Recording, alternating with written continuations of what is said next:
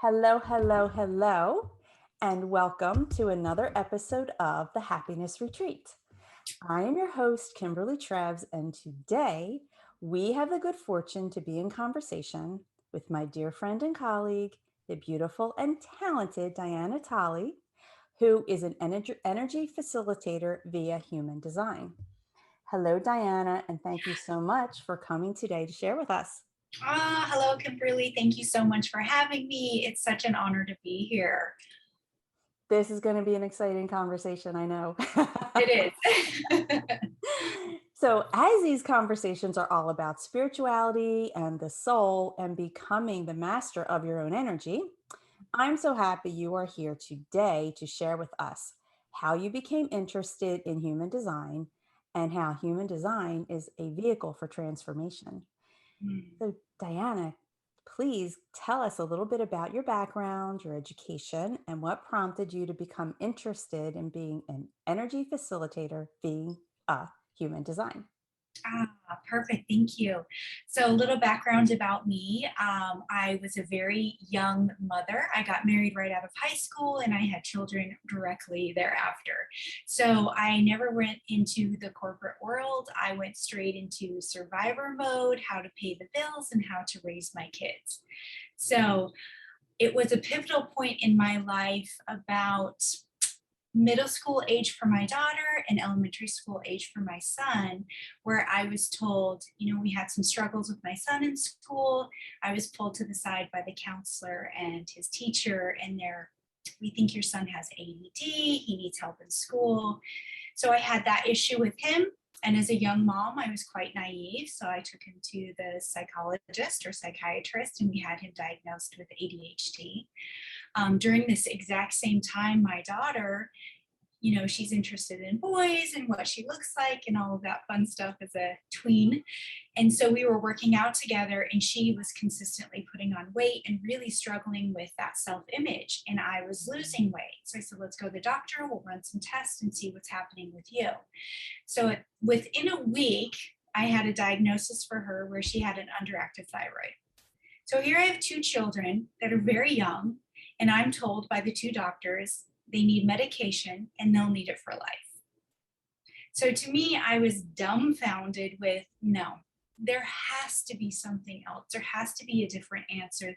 Even as naive and young as I was, this was not resonating with me on any level. So I deep dived into holistic nutrition, energy healing, anything that I could get my hands on, I was eating up one thing after another.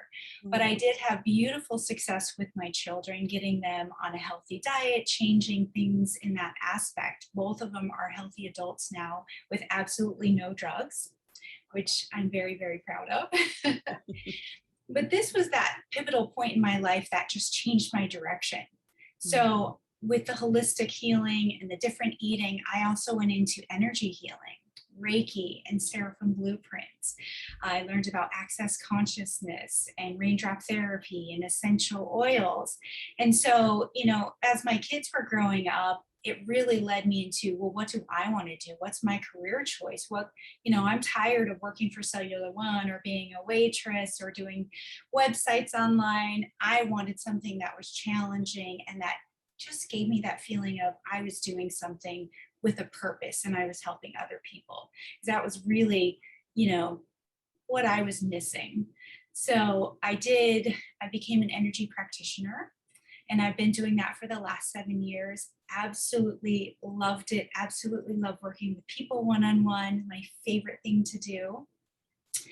And this is what led me to human design.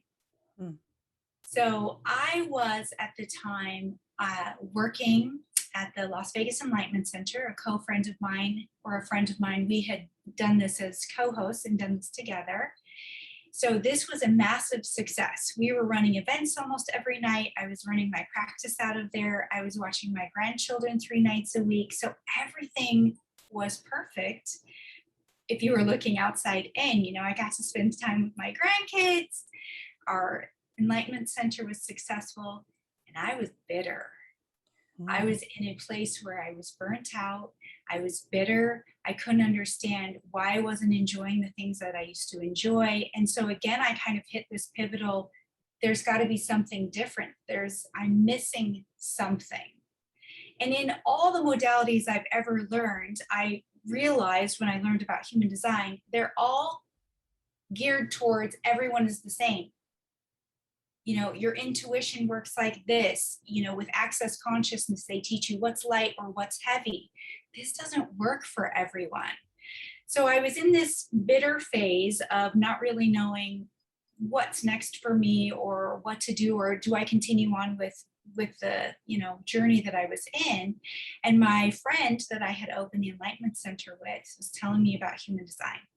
She said, I have the free software. Let me go ahead and run your chart. I'm like, sure, no problem. Here's my information. She ran my chart. We're crazy busy. She never has time to even show me my chart or even tell me anything about it. So we were kind of working together, and she just mentions, well, I did have a chance to look at your energy type in human design, and you're a non-energy being. Well, I work with energy all day. That's what I do with my clients. Like Reiki is energy, Seraphim Blueprint is energy. So I was like, this is the stupidest thing I've ever heard of. So I literally went home and was like on the computer, I have to know more. Just like with my kids, I am an investigator at heart. I have to know everything in order to feel safe and secure. So I was on a quest to prove her wrong, or to prove that the system was silly, that it didn't make any sense. So I had stumbled across a blog site that this beautiful woman had wrote on specific energy types. So in human design, I happen to be a projector, and I'll talk about energy types in a minute. And as I was reading her blog, I started to bawl and to cry because it resonated on such a deep level. It gave me such an understanding of why I was feeling bitter, what I'm here to do, and how I was here to do it. So it took away all of these judgments I had about how I'm supposed to operate in the world, and really allowed me to take a step back and reevaluate where I was. So this was, again, the next pivot in my life where I was like, I have to share human design with every person I come in contact with, because it had changed and altered me in such a way. And I was blessed at the time. I was going into a surgery, and I was going to be down for 3 months where I could not work. So I took human design level 1, human design level 2, 3, and 4 within that 3-month period, so that I could come out of that time and then share human design. So that's just a little bit about my background and my education. I love how that story has so many pivotal points that it shows us truly we don't change things until we get to the point where we can't or don't want to deal with them anymore. Yeah. Yeah. For sure. Yeah, I think everyone can relate to that. Yes. So I have had a human design reading with you. Yes. And it was fabulous, by the way. And it does give so much clarity into why you do what you do. Mm-hmm. The why, I mean, if you know why you do something and you know that it's innate for you to do that, A, you can stop beating yourself up about it. And B, you can feel better about doing it. Like you can embrace it. So one thing about the human design reading that I noticed directly was that there are a lot of numbers in the chart. And when you told me the first number, I recognized that number as my first number that I had been given with the gene keys. So can you give us a little bit of background on how, the human design and the gene keys work together? Yes. So first, let me tell you a little bit about human design and where it came from. So it was channeled through a gentleman. His name is Ra Uru. He channeled all of this information during a meteor storm, which I think is really cool. So it is not anything new. This is old esoteric sciences coming together in this beautiful marriage to really give us a detailed information on who we are. So here we take quantum physics, we take astrology, we take the Chinese I Ching, which has also been regurgitated and put into the Gene Keys by Richard Rudd, which is absolutely beautiful. So they go hand in hand together. And then it's also the chakra system. And this all comes together. And I think of like the Myers-Briggs, right? It gives us this in-depth kind of who we are, how our personalities work. And this is on steroids. This goes really, really deep into, you know, where our pain is, where we are conditioned at by our society and by our parents or loved ones or school, and where we've learned to become something that we're not. So human design is that beautiful thing that can come in and tell you, this is how your energy works. This is how you operate in the world. And this is how you operate with others. And like you said, with yours, we learn how to remove that judgment we have about ourselves. Well, I'm supposed to operate in this form or this fashion. And when we learn, no, that isn't correct for you, or even learning my intuition works 100% different than yours. It's not the same. I can't take your intuitive class and learn intuition in the same frame or the same manner because we're built differently. And we also learn with human design that we all have a strategy and authority. We all have a built-in mechanism, a way of working within that energetic field with others, but also making decisions that are correct and true for us. And that's probably one of my favorite things, is giving you a surefire way of, that's how you make decisions that are correct for you. This is how I make decisions that are correct for me. Yeah. So powerful. It was very powerful. And even if somebody had the same quote unquote gene key numbers, because I'm not going to pull up a design, but there are also channels that connect these numbers that you and I could have all the same numbers, but not the same channels. Which, do the channels affect how you operate, or do they affect how you process, or how do they work? Absolutely. So the moment you are born in human design, if we were to look at like the astrology wheel, now we have, instead of the 12 houses, we go down to like the gene keys or the Chinese I Ching. So it's like within seconds and minutes, we now have different personality traits or attributes. So you and I could have the same gene keys, but I could have a 0.1, which would be an investigator. You could have a 0.6, would be a role model. So even having the same line or the same gate, we're going to express it completely different. And then within that expression, there's going to be a high and a low. So there's a whole gamut of black and white just within each gate. So there's so much information just within that. Now, when we do have a defined gate in the gene key, I like to think of it like an electromagnetic gate here. Now, if you have the opposite of that, because there's always an opposite gate, they create a channel of energy. When we have that channel of energy, it then defines our chakra systems. So you can have a defined center or a chakra, or you can have it open. So the only difference there is if it's defined, you're broadcasting that energy out to the world. If you have it open, you're then pulling it in and amplifying it. So we all have access to all the centers, all the gates, and all the channels. It just varies on how we receive that information. So either we're broadcasting it out or we're sampling it from others, which is a beautiful way of looking at how do we all need each other? How do we all work together energetically, and where we can hook up and link with those channels? And when we do have a defined channel, yes, it will definitely express within you differently. So I have a channel that connects my Ajna, which is the data processing center, how we, process our information, straight to my throat. This gives me the ability to take what I'm thinking in my head and articulate it in a way where most people can digest it.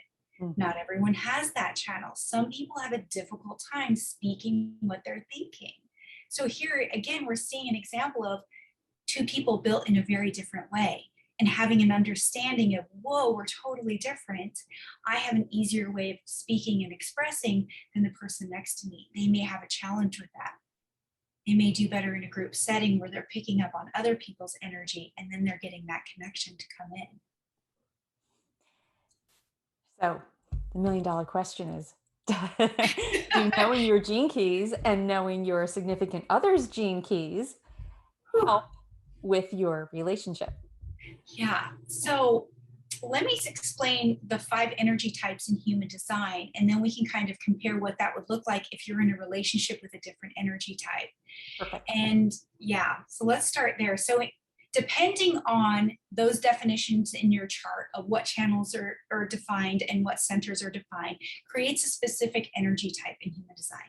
So we're going to start out with manifestors. 8% of the population are manifestors. You, my dear, are a beautiful manifester. So here we have this beautiful, rare type of energy. They're here to initiate action. They're the spark of creativity. It gives me cold chills talking about manifestors. So if we think of a pool game, the cue ball, that's the manifester. They're going to bump all the other balls and they're going to get things going. They're going to start that action. Now, this is a rare energy type. They don't really need other energy types like the majority of us do. So they're really here just to initiate that action. They're not here to work a 9-to-5 job. So they're a very different energy. Then we have generators and manifesting generators. They both have the same strategy and authority, so they're in the same group, but they work very differently as well. The generators are the workers of the world. They are here to take what the manifestor has just created and to create and to build it. So they're here to become masters at what they love to do, not slaves or slave workers to something they don't love. That's important. This is the only energy type that will have a defined sacral, which is life force energy and sexual energy. So they're the only group, 70% of the population, who has access to this energy all the time. The rest of the groups do not. So here we have the manifestors. They're going to create it and they're going to hand it over to the generators and they're going to build it. And then we have the 20% of the population, which are projectors like myself. We are here to mentor, to lead, and to guide. So we're going to mentor these generators in the process, to lead them and to guide them through it.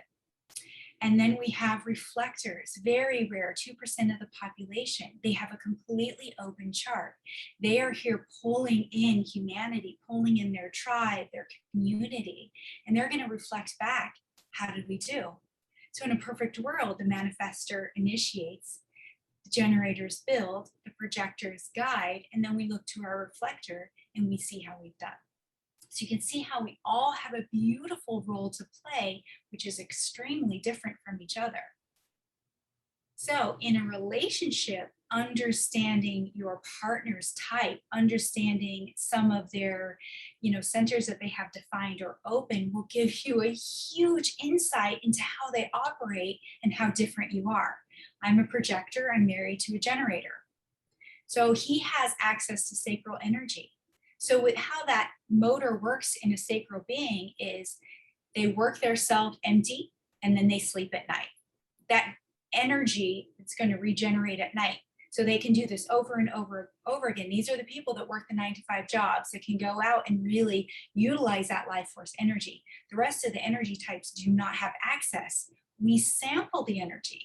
So just like you and I, we're going to pull in that life force energy from others and amplify it out. So it's like using diesel fuel in a race car. It'll run, but it's not going to run forever. We're going to start to have some serious problems. So you and I, we have to go to bed before we're tired. We don't know when we're tired. We require a little more rest. We have to have some alone time. Now, a generator is going to be very, very different. They're going to go, go, go, go all day.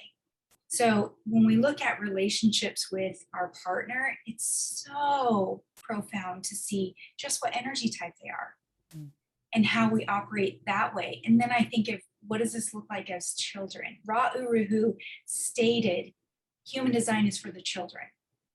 If you could reverse time and think about if we raised our children with the understanding of who you are and why you're here and how you operate on an energetic level, where would we be? And how profound that would be for our kids. If you have children and one's a projector and they require a lot of nap time, or they may need coaxing because with a projector, they're going to need an invitation. That's their strategy. They wait for an invitation. Generators, they're here to respond. They're responding to life. They go, go, go. Things are happening for them very, very quickly. You as a manifestor, you think it, you can create it. There is no lag time. So again, we're all just built so very differently. So understanding that as children, or understanding where those open centers are. If you have an open G center, you're going to question your lovability. you're not going to know the direction you are in where you're going in your life. So as we look at children, how powerful to teach them that they now need to follow the energy. How does it feel? How do those friends feel to you? Because that's how they'll operate, versus knowing a child who has a defined G center, who knows who they are, they know where they stand. So we can actually parent specifically to the type and the child's energy. So I think it's that in itself is just so beautiful and powerful. And it explains how you can have two children, they could be a year or two apart and be so very different. Yes. Yeah. And it also can give you, if you know all this, it can give you permission to parent each of them differently because that's what they require. Yes. Yeah. Yes. Yeah. Because, there's no handbook. We know that. Yes. But that's kind of what human design is. It's right. your own personal handbook of how you operate. Yeah. So that, it's the handbook we were all missing. Yeah. I think it's a handbook that, by the time you hit 50 or so, you start to innately have access to that handbook. Yes. Because you're like, this is not working. And you give yourself permission at that point to say, okay, the second half of my life, how am I going to operate? And yeah, knowing your human design at that point, I mean, obviously as a child would be perfect, but it's never too late to pick this up and really, really, really, really benefit from it. Absolutely. Yes. That's what I love about it. So let's talk about, we hear about soul's purpose a lot. And a lot of people are wondering, what's my soul's purpose? And, you've talked about a little bit, you've given a little bit of the clues depending upon what type you are, you can feel into these things, but do a lot of people come to you for specifically to figure out their purpose, their soul purpose? Yes. That's like the biggest question most people have is I'm seeking out my soul's purpose. Like, why am I here? What am I here to do? And with human design, what it teaches us, so we'll flip back to the gene keys because this is where this really comes into play. So in human design, we're going to have a conscious design and we have an unconscious design. One is dictated from the moment we were born and where all those gene keys were in our planetary alignment. Our unconscious design is approximately 3 months before we were born. So this is, in vitro when the cerebral cortex is being developed. In human design, we learn this is kind of when that soul says, yes, I'm going to take that body. I'm going to, commit to this body in this lifetime. So here we have this beautiful unconscious and conscious design. And depending on the planetary alignment and what gate or gene key is in that planet. So the very top, we're going to have our sun and our earth. Those 4 energies or those 4 gates, that's 75% of the energy we put out into the world. When people meet you, that's the energy they're bumping up against right away. So this is your incarnation cross in human design. This is your soul's purpose. So what I love to teach people is your soul's purpose isn't an occupation. It's those 4 energies that you put into the occupation that you love. So when in human design, once you learn your strategy and authority, that will put you into the right occupation that is correct for you. And there, we're going to put out those 4 energies in our soul's path. So you can be a plumber and share these 4 energies and be on your soul's path and be living in your soul's purpose, which I love because it simplifies things, right? It's not something that we're now seeking. Just by being who you're intended to be, that's your soul's purpose. But by really looking into those 4 energies, we get a really good idea of what that looks like and how it operates. So if we take the Chinese I Ching or those gates from human design, and then we convert it over into the gene keys, he's done such a beautiful job of telling us where's the shadow in that and where is the gift. Then you can really see, I can see where I was living in my shadow and I allowed myself to stay there for quite some time. But now I see what the gift is and I can see in my life where I've actually lived in that gift and I've utilized it. And then once we've mastered the gift, we just embody what's called the city, where we just emanate that energy. Mm. So one of mine is radiance. And I went to a wedding this last weekend, and one of the girls who I had just met, she kept hugging me and hugging me and hugging me at the end. And she's like, you changed my life. Whatever you're doing, keep doing it. And I thought about it and I'm like, well, I'm not doing anything. This is a time where I can go, I was just in my own energy, sitting in that radiance, and she was able to absorb it. So it's so beautiful when we can start to see where those are really coming into the cities, where we're really living into the gift aspect. So it's just so enlightening in how we operate and showing us, where we struggle. Mm-hmm. Yeah. So I guess that's, so if we're in the struggle, if we're not in the conscious expression, right? Yeah. Is that kind of akin to when someone walks into a room and the energy just goes way down because are they in their shadow? Is it something like that? Because she obviously felt you weren't in your shadow, right? Right. Okay. So it can actually be quite a few things. So again, in human design, we have centers, or you can call them chakras. It really doesn't matter. All it is a place where we're either taking in energy or we're putting out energy. So when we look at the solar plexus, or that center, this is the emotional center. Half of the population are going to be defined, meaning they are going to broadcast their emotional wave to the world. The other half of us are the empaths, and we're going to pull in that emotional wave and amplify it. So there's certain aspects within the chart that if you're really amplifying your mood, or like you said, if you're living in the shadow or the gift aspect, those people are going to pull it in through those centers, whether they're pulling in the emotional aspect, pulling it in through an open G center, or even through an open head center where it comes in as inspiration and ideas. So yes, we absolutely experience people through our open centers. We're pulling it in, and it's like a sampling of that energy. And if they're living in the shadow side, it's not very comfortable, and we're very aware of it. Yeah. Yeah. Wow. Yeah. So, just to honestly, this is really a tool for transformation because of the understanding that you get. I love how it's not, and it's not that I don't love energy work, and it's not that I don't love Reiki, because I do energy work. So I do love the modality of receiving this beautiful positive energy. But this tool, when you have knowledge, knowledge is power, right? Yeah. And knowledge and power, what it does is it empowers you. It empowers you to understand yourself to the point where you don't have to question yourself because somebody else is reacting the way they're reacting.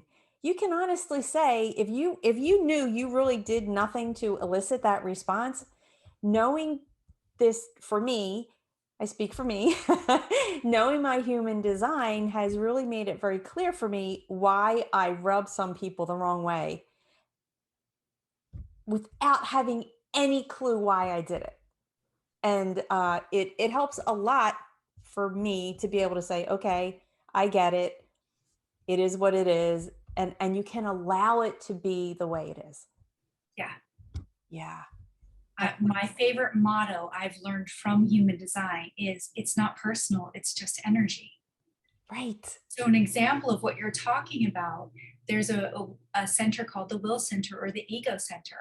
Not a lot of people have this defined. So if you have a defined will center and you're working with someone who has an open will center, it can create that person with an open will center. They're pulling in this other person's willpower and their ego, and it will create this sense of, oh, I have to compete with this person. I have to prove my worth and my value. Now, the defined will hasn't done anything. It's just the energy that this person is taking in and sampling, and that's how they're interpreting it. So yeah, it's not personal, it's just energy. So taking that away and knowing I had nothing to do with the way they reacted to my energy is powerful. Yeah. Yeah. How many mothers and daughters need to hear this when it's the teenager age and the pre-teen age, and their centers are completely different. No wonder. Yeah. Like, for example, my son is emotionally defined. So when we're emotionally defined, those people can have one of three different kinds of emotional waves. One of the waves goes up and down, and it goes high, high, and low, low. The other one is like a roller coaster where it goes up and then it crashes down. And the other one is just a low little undulating wave. My son has two of them. Now, me as a projector, my aura is going to be focused and absorbing. So I always know when it's his emotional energy. My husband is a generator. His aura is open and inviting. So he's pulling in that emotional energy and he has no clue whose it is or what's, where it's coming from. Right. And so just the distinction of, oh, someone's upset. I'm like, it's just Jade. He's in an emotional wave. And then he'll start to fret and to worry. I'm like, it's just an emotional wave. Because you're amplifying it, it feels different to you than it does to the other person. Right. So again, it's not personal. You don't have to take that in and do anything with it. Right. It's just a way that we can understand, communicate on a deep, deep level. When I'm sitting with someone and I can feel their emotions, I can relate because I'm taking it in and amplifying it. It makes me better at what I do in my job. Mm-hmm. So anyone with an open center, those are those windows of wisdom. That's how we learn about the other. We're taking it in and we're sampling it. We can become very, very wise about how people operate through those centers. So they're just huge places of gifts and abilities when we have an open center, even though they can be very challenging. Oh my gosh, this is great. We could sit here all day. Yes. And talk about this, but I would love for everyone to know what offerings and programs and support platforms do you offer to your tribe? Sure. So I do have a website where you can read all of my modalities that I offer, but I do a lot of energy healing. I almost always try to combine human design whenever I can with that because it gives me such great insight on how to help them on a deeper level. So I'm always pulling that in, but I do energy healing. I do vibrational sound therapy. I do raindrop therapy. I do Tameana. I do access consciousness. So I have lots of different modalities to offer. I do offer a discount on packages on my website. I'm also really excited because I'm going to do a retreat with one of my dear friends. So I'll be co-hosting a retreat in Zion National Park on November 11th. So we have 11/11. Again, I'll be bringing in that human design aspect. People will receive their chart, really learn about their open centers, their energy types, where they've been conditioned. And then again, focusing on those four main energies, which are the incarnation cross or the soul's purpose. Yeah, so that'll be in November. Wow, that is amazing. So your website has your private one-on-one offerings and your group offering at this point is the retreat. Yes, yes. And everything can be found through that website. Oh, Diana, this has been such a pleasure. I love connecting with you. Me too. Thank you so much. It's such an honor to be here with you today. Yeah, and thank you really so very much for joining us. I really do treasure all of your insights and all of your wisdom, which I know have been so very informative for us all. Oh, thank you so much. And to everyone watching, thank you for joining us on this episode of the Happiness Retreat. Yeah. We hope you have gotten some inspiration, some motivation, some clarity, and some guidance in your connection with your own soul and in becoming the master of your own energy. So until next time. Thank you. Thank you.